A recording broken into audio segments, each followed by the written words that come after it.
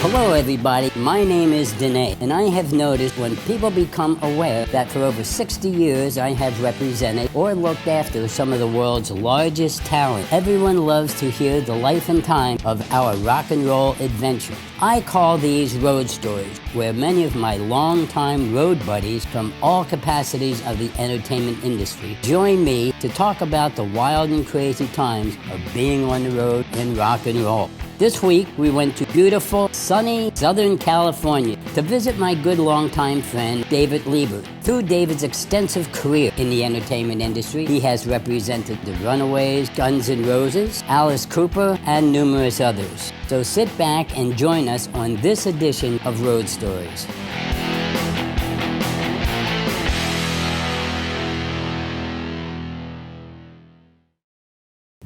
Hi everyone, it's me again, and thanks so much for clicking on this episode of Road Stories. This consists of myself and longtime friend David Libert. I met David in 1972 at the world-famous Rainbow Bar and Grill on Sunset Boulevard. David was just getting ready and prepared to leave on a forever-going tour with Alice Cooper in the billion-dollar baby days. Join us now and let's see what David has to say. Another Alice Cooper rule we had was when Alice did his U.S. tours, there were always a little segment, 2 or 3 Canadian cities, and I had to institute a rule as a tour manager: do not bring drugs over that border. We'll get drugs there when we get there. Really, this was a rule for the crew because Alice really didn't do drugs, but everybody else did. Right.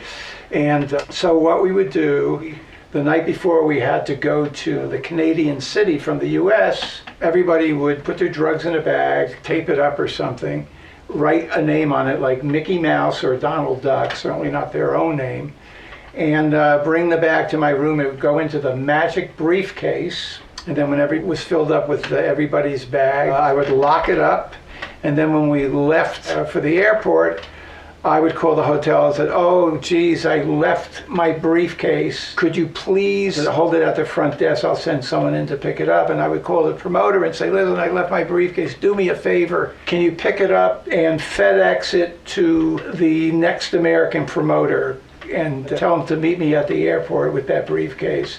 And that's what we did. So we'd go to Canada clean. We'd find goodies there. We fly back to the next U.S. town, and that's where that promoter had received the magic briefcase. He didn't know what the f*** was in it.